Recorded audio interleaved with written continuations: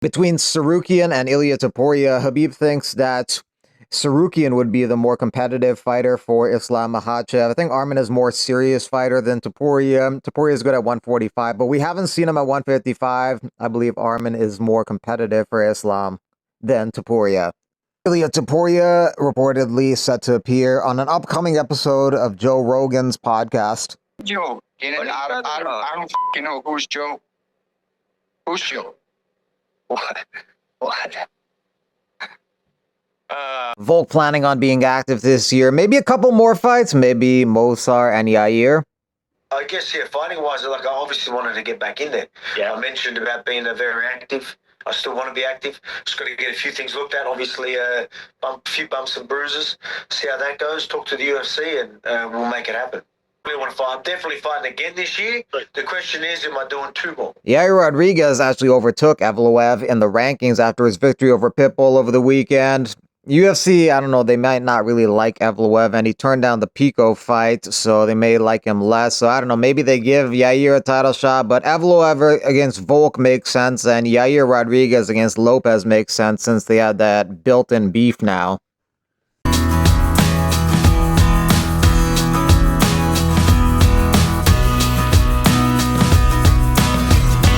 For Daniel Cormier, the GOAT at featherweight would be Alexander Volkanovski. Some other names that often come up are Jose Aldo and Max Holloway. I thought he was the featherweight GOAT before the fight. This only furthers that thought. I think that a guy that can beat Aldo, beat Max Holloway, beat the rest of the guys that he's beaten, challenge Islam in the way that he did in fight number one, hands down is one of the greatest fighters of all time. And Saturday was just a reminder that if he's not in there with all world killers, he's going to win. That's all he's done. I don't know how many guys, Shale, between 145 and 155. Who would you choose? Who would you choose to fight Islam, Topuria, and not be 0-3? I'll give you this, though. Give me someone that you would say would be 1-2 against Islam and Topuria in 3 fights.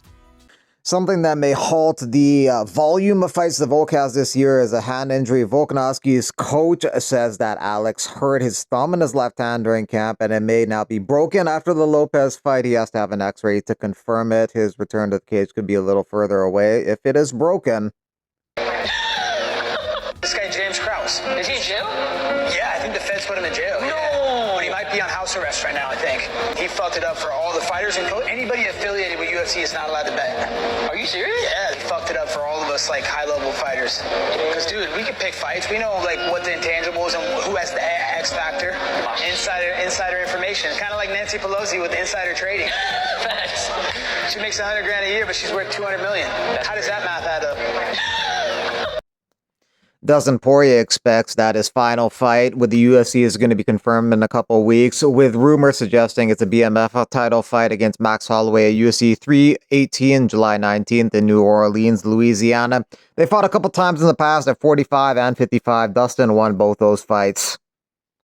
Khabib Nurmagomedov says that Umar Nurmagomedov should be ready to fight in October. Umar will be ready in October, he says, because he had hand surgery. July will be impossible. If he does fight Piotr Yan, he thinks that's a really tough fight for both fighters. Tadrikas Dumas' coach Adam Hicks didn't let brain cancer stop him from being in his corner at UFC 314 over the weekend. Unfortunately, Dumas did get stopped in the first round with strikes from Mihail Olasejic, but definitely his coach is dedicated to the cause. Alexander Usyk and Daniel Dubois are in the process of finalizing a deal for a Ring Magazine and Undisputed Heavyweight Championship rematch July 12th at London's Wembley Stadium.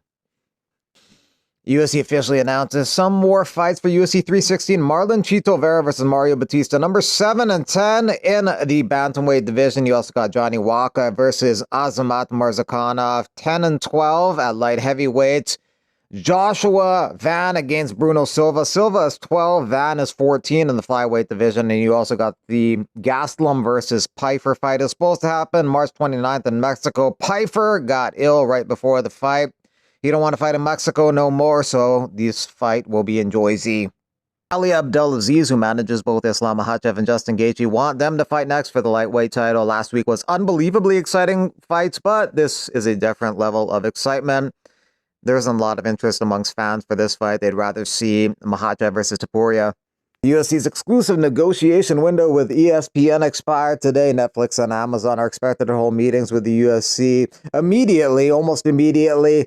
Netflix may end up getting the UFC media rights, or it could go on several platforms, maybe Apex events on one platform, better fight nights on another platform, pay-per-views on another, or maybe pay-per-views go away altogether. So it'll be interesting to see how things distribute in the near future.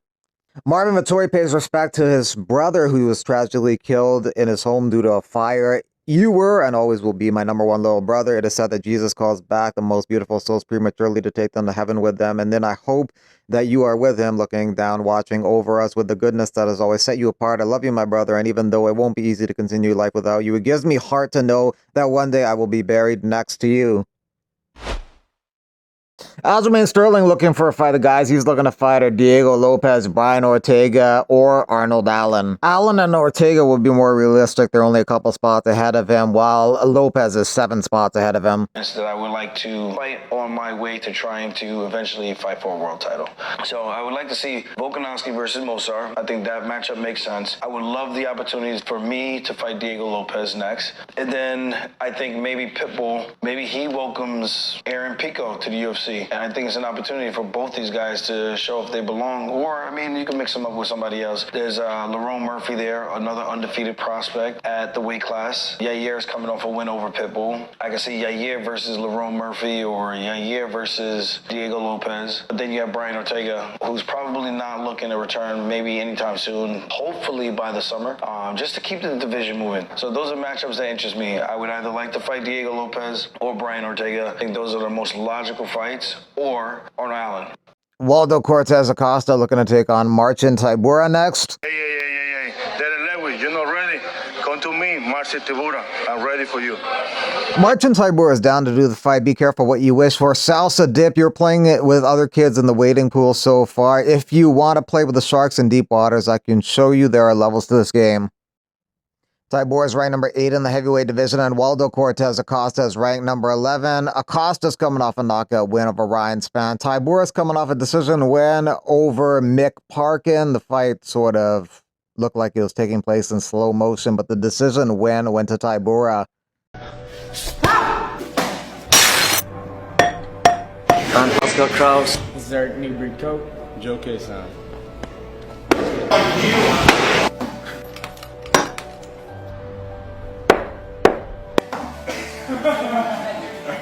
Again.